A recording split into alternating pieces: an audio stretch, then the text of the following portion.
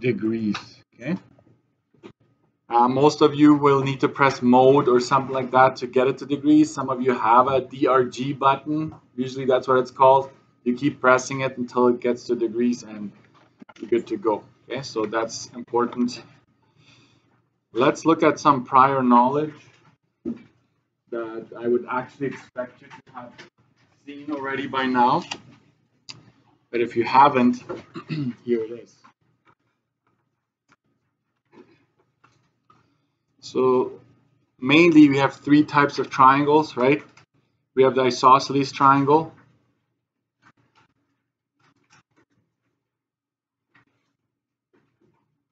Right? Two sides are congruent. This symbol is for congruency, meaning they're equal. Let me see if I can zoom in a little bit more. Right? Two sides are congruent. Two angles are congruent. So there's an equal side and then a third wave, just to use some COVID language. Third wave, fourth wave. Anyway, so there it is. So when you have two sides that are exactly the same, then we know that the angles across from those two sides are also going to be the same. Okay.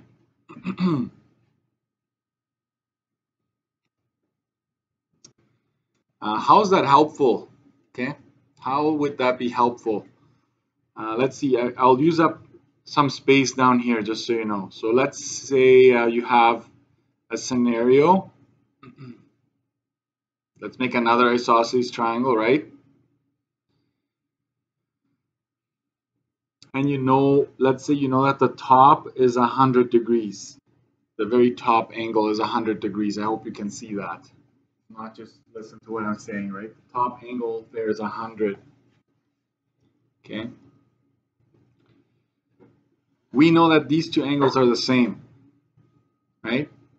This would be angle X, angle X. They both measure the same. Okay. So to find them, actually, you only need one angle in this case to find the rest. So really what you would do is angle X is simply 180 degrees, because all three angles always add up to 180 in any triangle, minus 100 degrees, the one you know, and that is going to be split in half. We're going to split what is left over exactly in half. So you're left with 80 divided by 2, which is 40 degrees. Okay. So now we know that these two angles here, maybe let's just put it on the outside and just have an arrow point to it. Okay. So just with just one angle, you found all of them actually. Let's do another one. So I'm going to use the space underneath here to work with isosceles triangles. So let's do the other case. So let's assume these two are the same. And I tell you that one in this corner here is 50 degrees. That's all you're seeing. And I'm asking you to find all the other angles that remain. Okay? And I'm going to use a red pen every once in a while, a colored pen to fill in. If this is 50, right, and it's across a side that is exactly the same as this other side, we know without doing any calculations that this will be 50 also. So now you have 2 out of the 3 already. So to figure out, let's call this y up here, lowercase y. To calculate that angle up there, we just go y is equal to 180 minus 2 times 50. Right, so y is equal to 180 minus 100. Y is simply 80 degrees. Okay, so isosceles triangles are quite helpful, and if you see it, you need to take advantage of that. Okay, so my bad, I used up a bit more space for isosceles, so I'm going to kind of just chunk this all up, saying, hey, this all belongs to isosceles. Then there's my equilateral triangle. I have 3 sides that are all the same. I have 3 angles. Watch my angle notation, right? That's the notation for angles, by the way. I have 3 angles that are congruent. That one, I am very certain that you've heard about it. So all 3 sides measure the same. So these are the markings that indicate that. And all 3 angles are the same. And what do all those angles measure? It's 60, right? 60 degrees, 60 degrees, and 60 degrees, because you split 180 evenly into 3. Usually you want the degrees inside, but it's a little cramped there. And then last but not least, my right triangle. Here, let's draw the right triangle somewhere up here in this corner, because I'm going to just briefly review Pythagorean theorem. Okay, so I have your right triangle. If you see a box there, we always know that that's a 90 degree, right? That's a 90 degree angle. That's important. And I don't care what your teachers did before, A, B, C, whatever they use. I want you to think of these are 2 legs that we call them legs, and the side that's across the 90 is called the hypotenuse. I know this is just review for you, but I want you to think of it as leg, hypotenuse. Okay, so in general, if you want to find the hypotenuse, right, if you want to know what that is, all you have to do is to take the square root of leg squared plus leg squared. That's how I want you to think of it. That's the shortcut. That's the quick way of doing it. Okay. On the other hand, if one of these legs are missing, then to find that leg, you will just go hypotenuse squared. This is going to come back in the next unit as well. Minus leg squared. So there's a minus there, right? So if you're going hypotenuse minus leg, these are the 2 formulas that you might want to have handy, but it only works with right triangles. Okay. I hope that the leg, I know your teachers went, this is A, this is B, and that's C, right? And they use that, but really, this is how you should think of it. The legs and the hypotenuse. Okay. All right. I should have probably started with this, but the sum of interior angles is always 180. So how about we do this? Just follow me here. So we draw our triangles. Let's say that there's A, B, and C here inside. We draw an obtuse triangle like this. And we call this A, B, and C. Or we draw our right triangle, A, B, and C. Okay. So in a nutshell,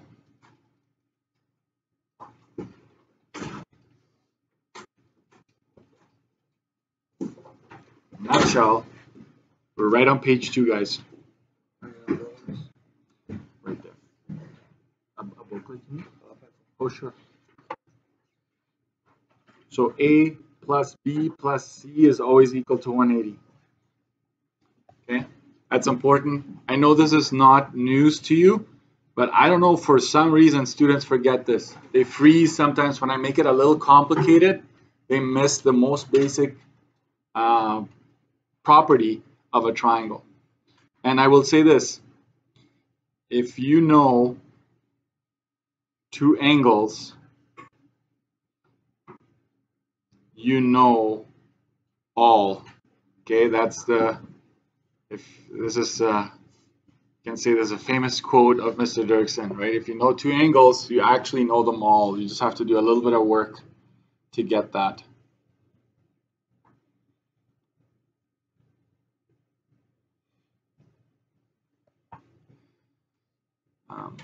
Next we have supplementary angles. What do supplementary angles add up to, guys? Anybody remember? The other word is complementary. Supplementary adds up to 180. Complementary adds up to 90. Try to remember this. It's right to complement someone. Right? It's a 90 degree to complement someone. It's right to complement. So there you go. Supplementary. So you have your example here. You will come across this guaranteed. So let's say you have that straight line here. And at some point you might be seeing something like this. Okay?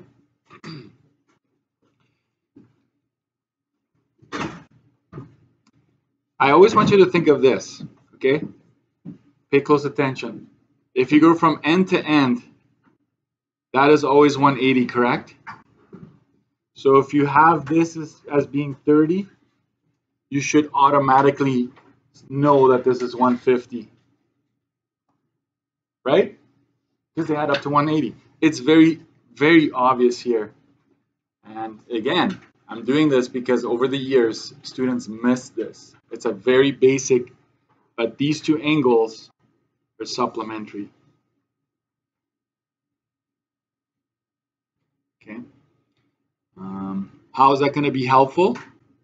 Well, sometimes you'll have this. Do a straight line, and you have a triangle formed here. And you will be given that, you know, this is 120 degrees. And some students are like, can't solve it, right? Because the angle is outside the triangle, Mr. Durson.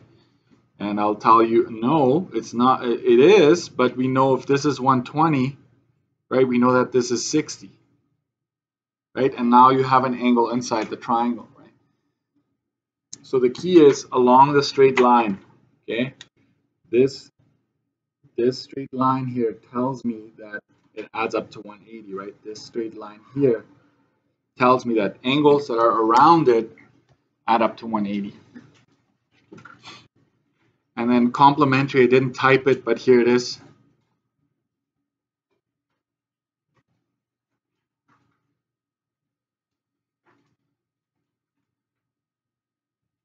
It's right, that is a 90 degree, right, to complement.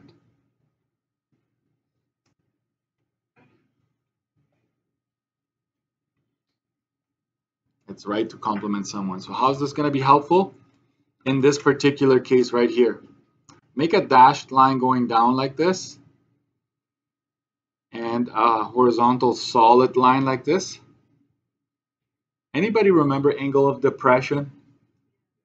Yeah, you probably should have heard of that angle. So I'll talk about that in a bit. But anyways, this is an angle of depression right here. Let's say you have a 40 degree angle of depression. Okay. You should see that this horizontal line and this vertical line make a 90. Do you see that? If you see a box like that, you're like, hey, those two angles meet. You know, that fancy word for that is perpendicular, right? Those two lines are perpendicular. So if this is 40, then I know that this is 50. I'm making it very basic. I just want you to see that those two angles will be considered complementary, and that's very, these properties are very useful. So I'll tell you this, it's not just going to be basic, here's a triangle, solve this triangle. It's going to be word problems, and these properties are going to find their way in. The way I designed this book is I'm getting you to use these things all along, okay? Put your phone on silent. All right, I will. There we go. So basic, you should have known this already, but here it is one more time, fresh. Okay. Next, angle notation, guys. You need to be familiar with three-letter notation, right? I'm going to highlight that. That's a three-letter angle notation, and I don't know why. I mean, I think I get it. Like sometimes it's a bit confusing, right? So sides have two-letter notation, and the angle. Sorry, I should have said that. The angles are sometimes referred to using three-letter notation. Sides get two letters, right? So help me out here. I'm gonna do a couple.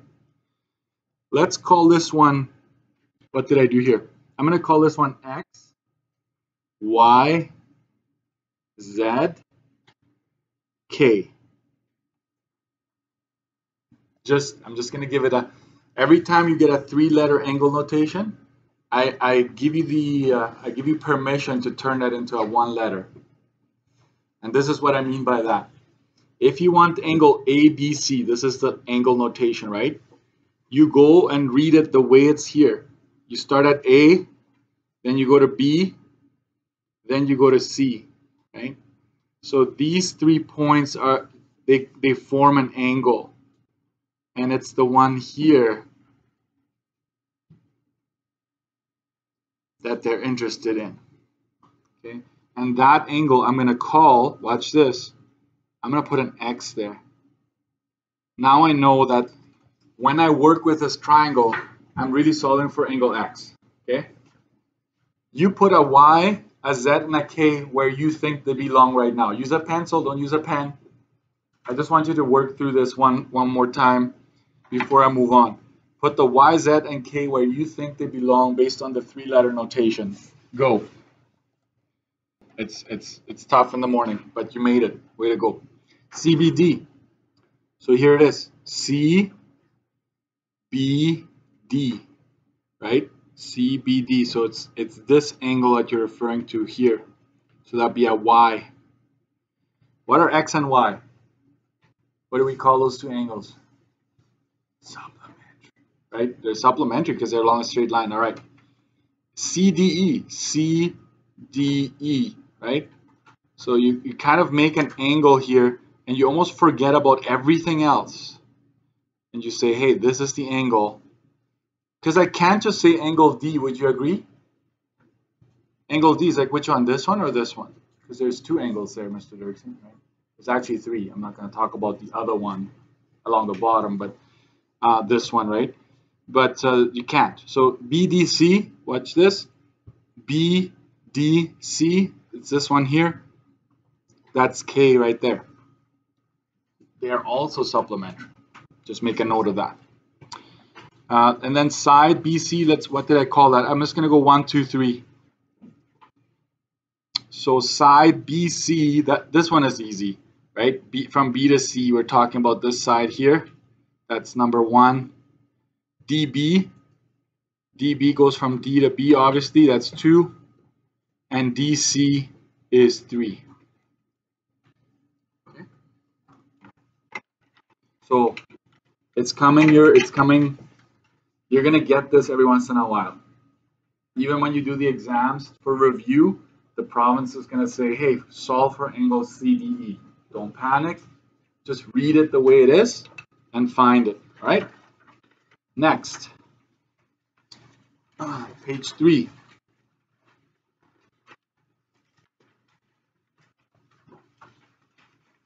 Page 3. Yeah, it didn't hole punch. I don't know why.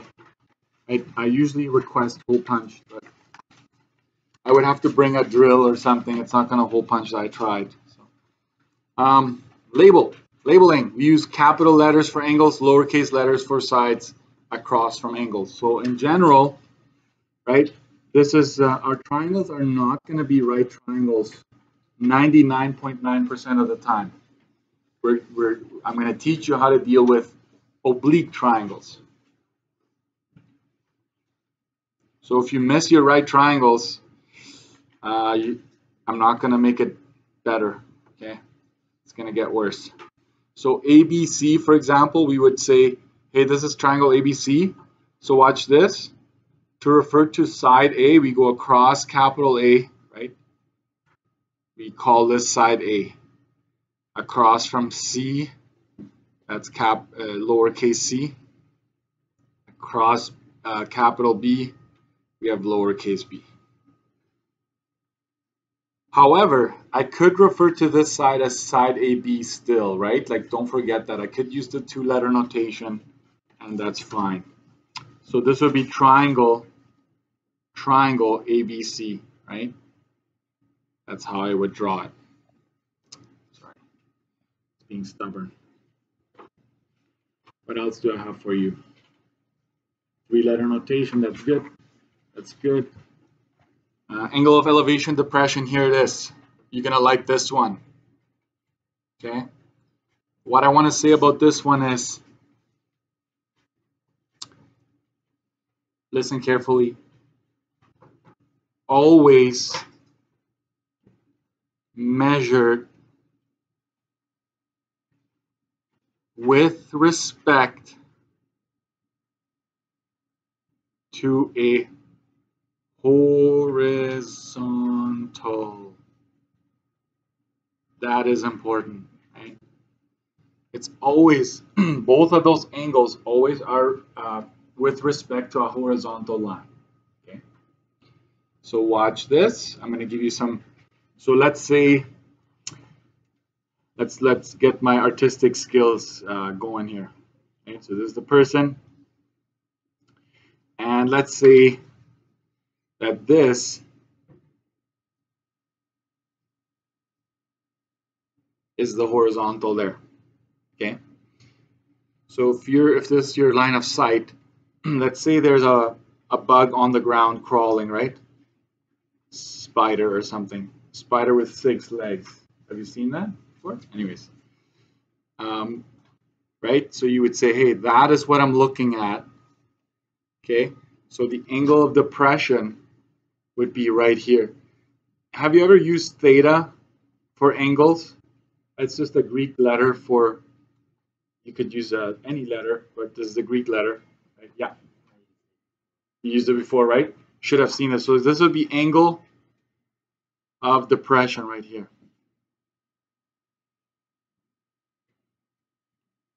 And if you're looking at a bird up here, right, you'd be looking up, obviously. It could be a plane, a balloon, you name it, right? Then you'd look up. And so this here would be theta, which is the angle of elevation. Okay. But I'm going to get you to highlight the fact that this is the important, right? This is your horizontal.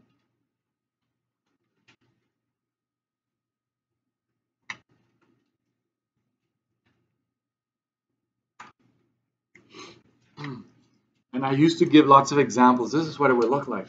But I'll tell you what it does not look like. Angle of depression is, let's say, 30 degrees. Right? This is an example. Because this one is the one most students get wrong, angle of depression. They're like, oh, okay, angle of depression.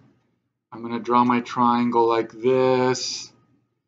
And it's obviously somebody's looking down, so this is going to be the 30 right here. Question, is there a horizontal line in the mix there? No, right? So this is wrong. So this is wrong. Okay, this is the right way to do it. Right? You can have the 30 here because there's that horizontal. So this is good. No good. This is good, right? Because again, in this scenario, you introduced a horizontal line. So when a pilot flies an airplane, looks down to the airport, when somebody climbs up a cliff, looks down, you're up on the roof, you're looking down, there will be an angle depression, but it's measured with a horizontal. Okay. All right. Let's keep going. Keywords. What do I usually tell students for the keywords here? Oh yeah, the east-west and all that jazz. Okay, so I don't know if you need this, but I feel like some students still get this wrong. North, south, that one most of you get right, but east-west is the problem. So let's get that out of the way. It should say we, not you. All right, so I don't know if that helps you. Some of you learned some fancy never eat soggy wieners, right? Whatever you learned, remember that. something, so a tree, let's say a tree is due east of you.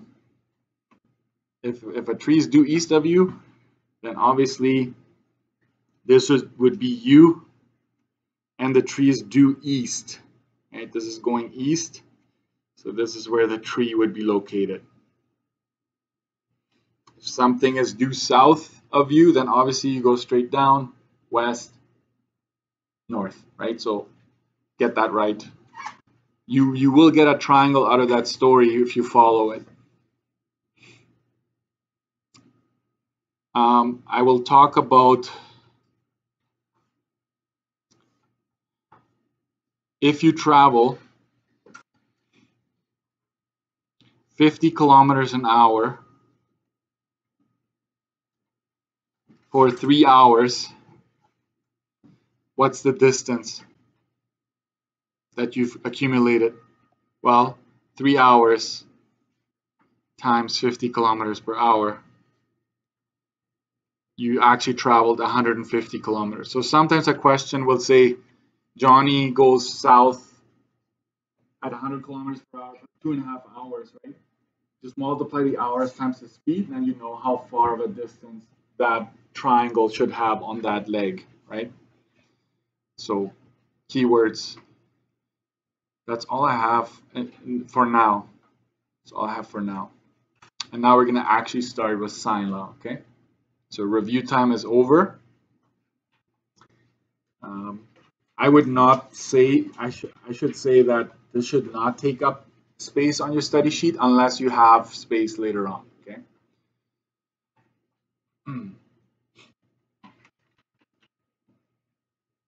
We're good?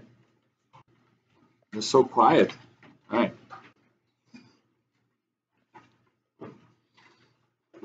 Sine law. Okay, grab a highlighter and join me for the ride. Okay. In previous years of math, you've learned how to solve for missing angles and sides of right-angled triangles. Okay. But what about triangles that are not right angled? This is on page 4.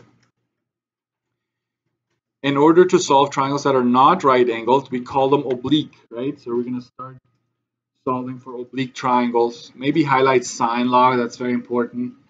We only have 2 laws, guys. Sine law, cosine law. There's no tangent law, right? If you're waiting for that one. We need some tools, some new tools. Pencil not working. We need some new tools. The first new tool that we're going to learn about is sine law. Okay. I will tell you this, so right next to sine laws also works for right triangles. So if you're almost falling asleep, just hang in there. It's going to get fun. Okay. If you understand sine law, it's going to be really good. So sine law solves the problem for us. We can solve any triangle really with it. And I'll show you how that goes, okay? So here we go. Given the oblique triangle XYZ below, the sine law states the following, okay? So this is actually on the formula sheet, so you don't need to add anything new, but I will do this. I will highlight this. I need you to see that angle D is across from side D.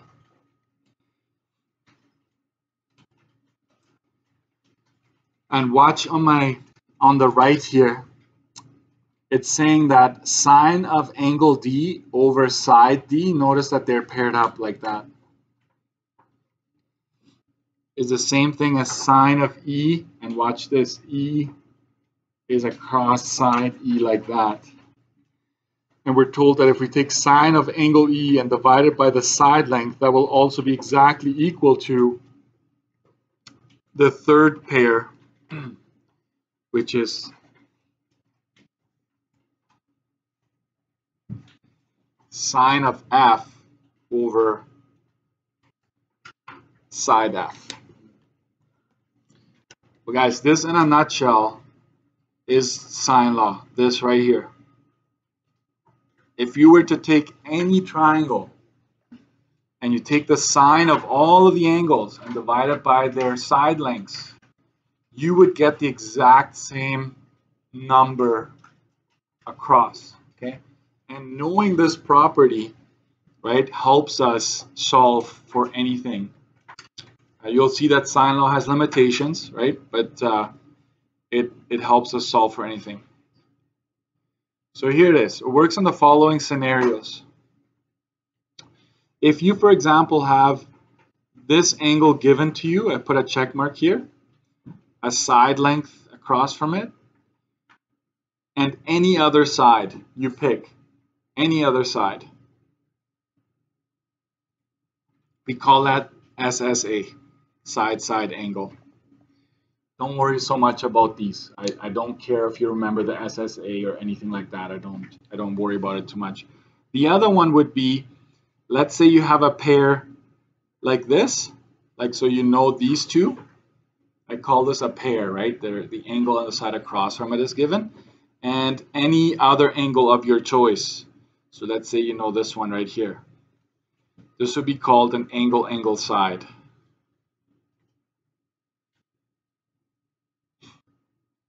And then the last one is when you are given two angles and the side that connects those two angles. That's called an angle side angle. Do you notice that the first two, I did that in order for a reason. Do you notice that the first two have a pair? So I will say, hey, you know the angle and the side across from it. You know the angle and the side across from it. That is important there. Do you know the angle and the side across from it here? Not at first glance, but how many angles do you know? 2 out of 3 angles given. Okay. So exclamation mark. Okay. Find third angle. And then you know this one. And I'm going to put a check mark there now in red because it wasn't there at the beginning. Do you have a pair now? Yes, you do.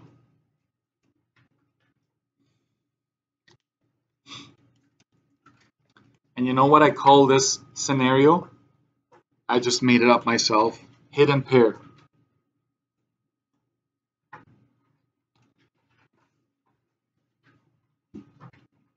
Right? Hidden pair, where you need to find that third angle and voila, you have your pair. Okay? It's the couple that hasn't made it official yet. Right? They don't want to be seen in public. Anyways. Watch this. This is probably the most important thing of this whole page, other than the formula itself. If you have a side angle pair, we use sine law. That is, in a nutshell, what you need to remember. If you have a side angle pair, use sine law. Guaranteed. Page 4. Actually, page 5. Okay, let's keep going.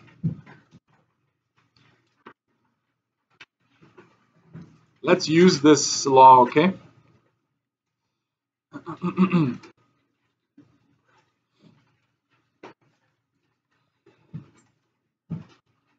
Sometimes this is called the law of sines. Same thing. Okay, so watch this. We're first going to just focus on calculating length, right? We're going to figure out sine law just for length for now. I always want you to look at the little boxes I put on the side. I do these once I work through the whole booklet. I go back and make little notes for you, okay? If you're given 2 angles, go ahead and find a third angle. Sum of triangles 180. Watch this, sine law works on right triangles as well. So it's important for you to remember that because some students think you can't use it for right triangles, and that's not true. Okay, calculate the length of side A. So we want this. This is the main unknown right now. You see a pair? If you look at this triangle, you know this angle and you know that side. So I would call this a pair. Therefore, we will use sine law.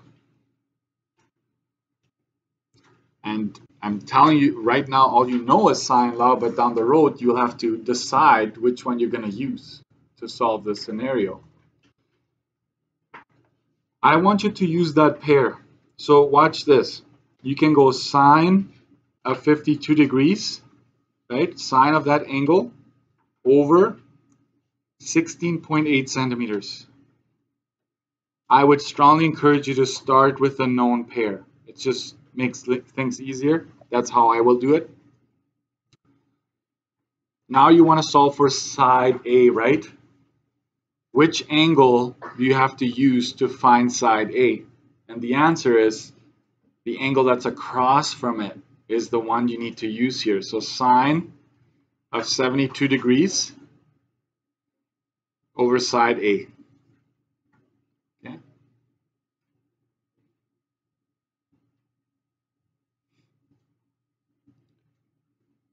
What does this look like? Proportional reasoning. You're like, Mr. Anderson, what about the third thing? Didn't they have like pair, right? The original right here. This is just saying this is true, but we're not gonna have two equal signs. We're just gonna pick and choose.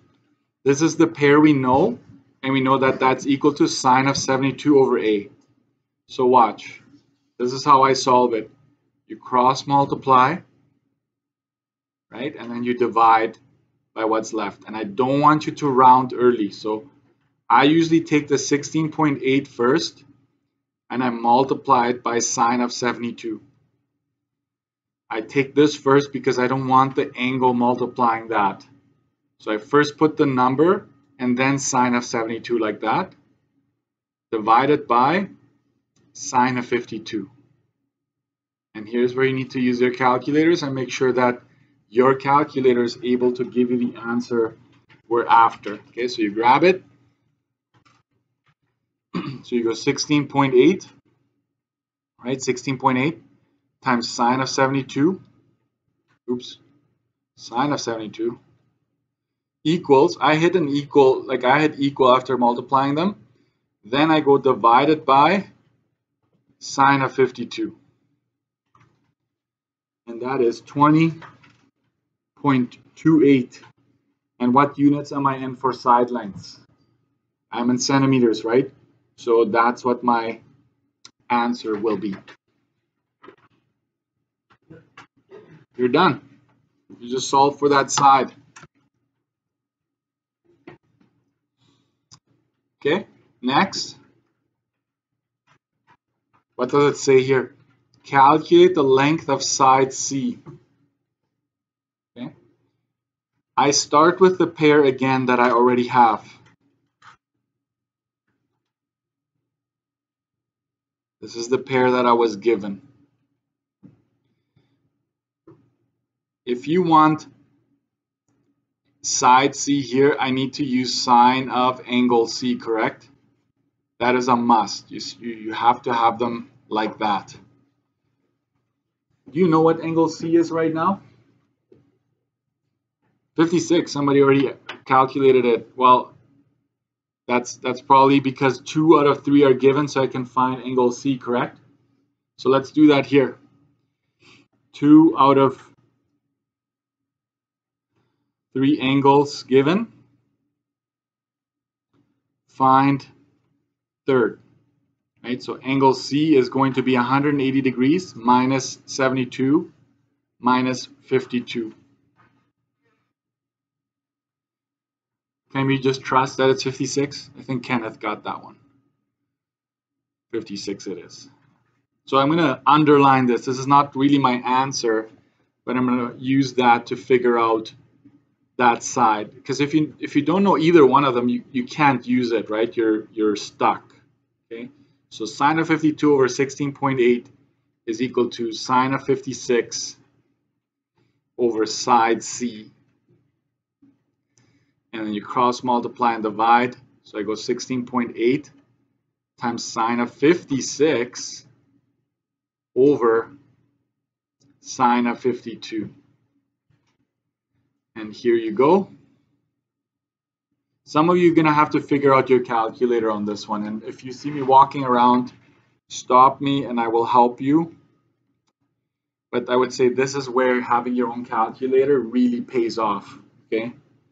So that divided by sine of 52, and that's 17.67 centimeters. By the way, let's make a note here. We solved the triangle. Have you heard of that before, solving the triangle? That means solving all side lengths, all angles. Okay. Can we just do this for today, just for this lesson? I want you to see something here. A is 72 degrees, B is 52 degrees, C is 56 degrees, right? Side A, B, and C, you put them there as well, and you state them all. Side A is 20.28 centimeters. B is 16.8 centimeters. And C is 17.67 centimeters. Which one is the largest angle? A, right? It should have the longest side across from it. Remember this for the next unit. Is that actually true? Largest angle, longest side. That means that the shortest side, which one is the shortest side? This one, right? Should have the smallest angle across from it. This is a way of checking that you've done things right. If you ever get an error, I will tell you check your work. Like, I can't help you, right? But I'll be like, you probably did something wrong. Like if it says math error or whatever on your calculator, you set it up wrong. So check your setup. Are you matching everything, right? Did you flip-flop something? So I will just say this. Largest angle, longest side. Smallest angle, shortest side. Right? Why was it that the hypotenuse was always the longest side? Because that was the 90-degree angle across from it, right? All the other ones were anything but 90, right? So you technically, that's what your teachers were trying to tell you. Hypotenuse is the longest side because it's the largest angle, right? Okay, so I'm going to get you to work now. Okay, so go to page 6. This is a brand new booklet, guys. I put so many examples that if you did one question every day for the rest of your life, you'd be 80 years old. I'm just kidding, not that bad. But I have lots of examples. Okay, so go to page 6. What does it say at the top? Solve the following triangles. I did this already. I made the diagrams a little bit too big for my liking because then you don't have a lot of space. I would say do a little bit of work on the left side and then do a little bit of work on the right side. I was able to manage, but I want you to solve for today just this one triangle here. Don't do all of them. The rest I will assign for homework. Just do one, this one here. Some of you want the answers right away, so I'll give you the answer. So it's asking for side Z and side X here. So you want the answers, look up. If you don't want the answers, don't look up, okay?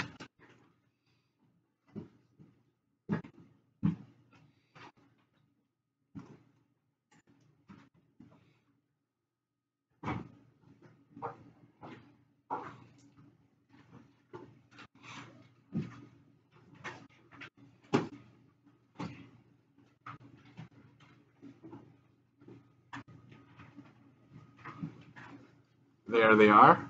So see if you get that. Okay, your formula sheet should have this on there. So watch this. It's right there, sine law.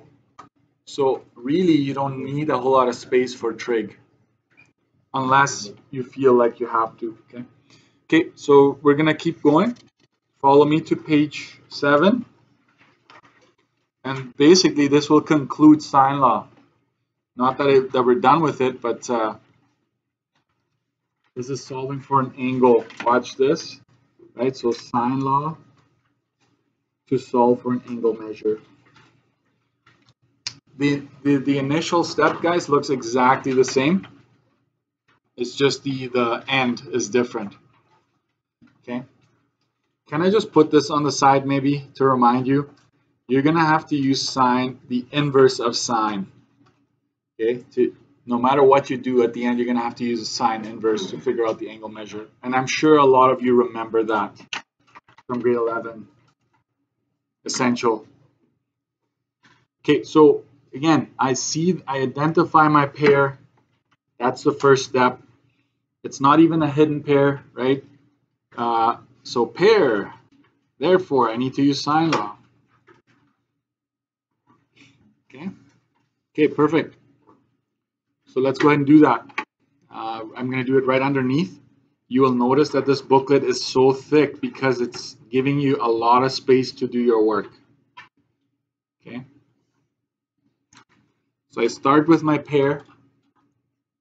Some teachers, if you take grade 12 essential again, not that you would, but they flip this, right? They put the side lengths on top, the angles at the bottom. It doesn't matter. It's the same thing. Okay, on the other side, which angle can I solve for first? Because it's asking me for A and C. Could I find angle C right away? No, I don't know the side across from it, so it's a no-go. You have to go with angle A first because you have the side across from it. So I'm going to say sine of A over 91.6 meters. And you will notice that, right, in this case, I don't know the angle. Bless you. Okay? I don't know the angle. Guys, please don't. A lot of students do. You see that error that I have up here on the right? I'm circling. Students forget about the sine. An angle should always be glued to sine or cosine. It should never just show up on its own when you're trying to solve for something. So sine of A is going to be like, that's almost like my x here. Okay? You're going to cross multiply that way and then divide on your way down. So exactly like that, 91.6 times sine of 81 divided by 123.2. And notice that I dropped the units. Once I start working with it, that's fine. You ready? This is the third line. It's going to be one extra line with angle questions. So follow me. To find the angle A,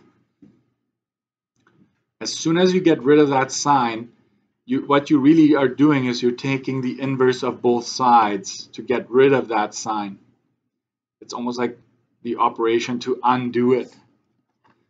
So watch what I do here. Type in 91.6 times sine of 81. I hit equals at that point. Divided by 123.2. You should always have something that starts with a 0.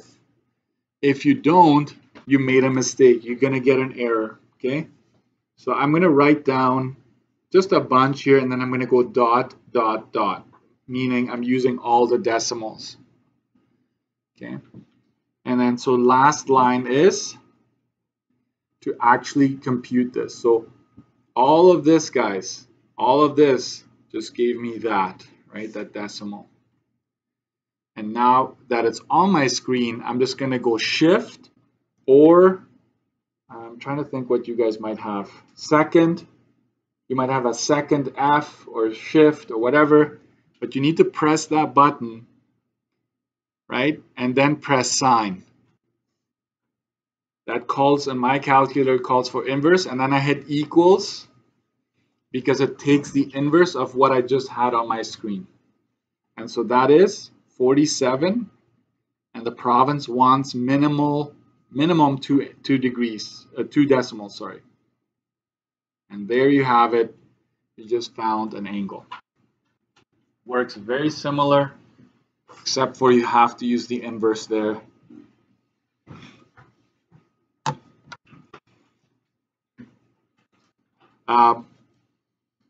Notation error. Okay, some students will go sine of A is equal to 47.25 degrees. There you go, Mr. Erickson. I got it. This is wrong, right? You should not have sine in front of the angle if you've actually solved for the angle, right? So keep that in mind. So 4 lines, 1, 2, 3, 4, versus the other one, you could have done it in 3 lines, right? So there you have it. Now we want to calculate the length of side C, right? I need angle C, which is 180 minus 81, the one I already have, minus the 47.25 that I just found. Okay.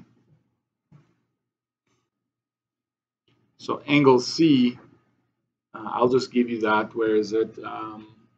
51.75. 51.75 degrees. So that's important to me. It's not the answer yet. But I start with my pair again that I was given. Because, guys, let's face it, you have another pair now, right? You technically, when you found this angle up here, you actually have angle A and side A. That is a pair now. I'm not going to use it because if I made a mistake with this one, it's going to carry over. I'd rather go back to the original. So sine of 51.75, we're almost done. And this will be side C. If you label it on your triangle, I don't care what variables you use. You just have to make sure you label it properly, right? And then, so I'm going to multiply here and divide by sine of 81. Please show this step. This is the step that a lot of us are skipping, right? So set up, work, and then by all means, you can just get your answer. So 123.2 times sine of 51.75, okay, divided by sine of 81. It's 97.96. You see that? There will be rounding to 96. 97.96 meters. And you've solved the triangle. You still have some time to do at least one triangle. So go to page 8. Go to page 8. I'm going to leave this yet because some of you are copying. And there are, it's just asking you to calculate the measure of the indicated side and or angle. Okay, so wherever the question mark is, you know what? I think I really wanted to say solve the triangles. That's what I really meant to say there because there is no, oh yeah, no, that's good. Just the angle or the side, that's fine there. You don't need to do the whole thing. Just angle, measure, or side. So far, right now, you have not seen any hidden pairs. I haven't given you a question like that yet, but it's coming, okay? So homework, page 6 and page 8. I will give you the answers to. Do you want me to just write them down? That way you don't have to check Google Classroom? Or? Yeah, I have to find somewhere. somewhere.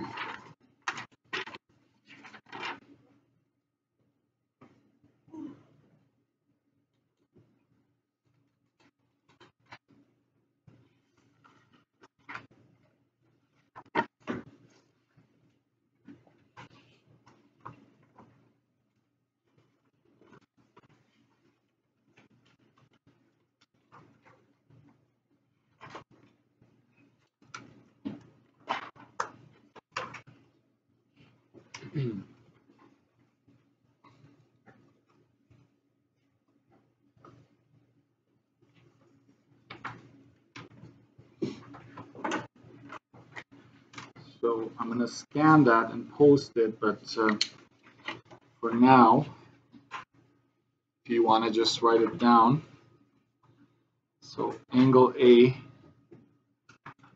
is 2992. I went and figured out angle C as well. So this is on page 8.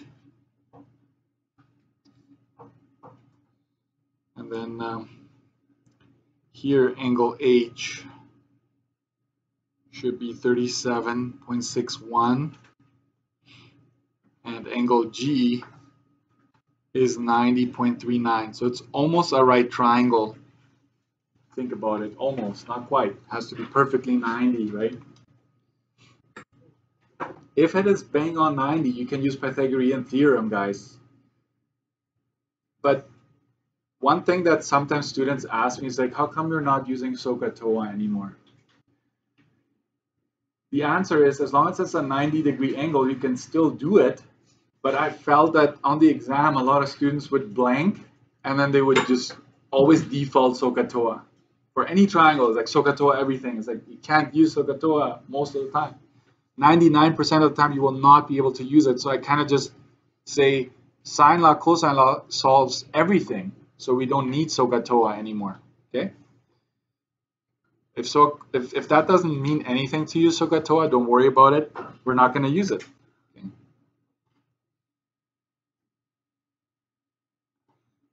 What kind of foreign language are you talking, Mr. Dirksen?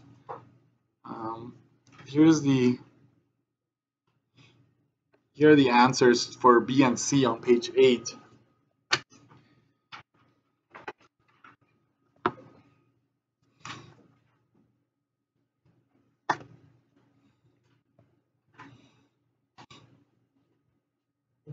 And I will give you the page 6 answers as well if you're standing by.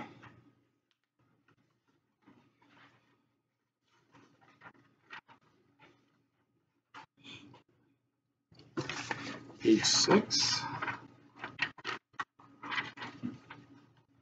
You're solving there, so side M is 12.4 centimeters. Side L is 17.64 centimeters. And then for C, side P is 54.29, and side R is 31.58.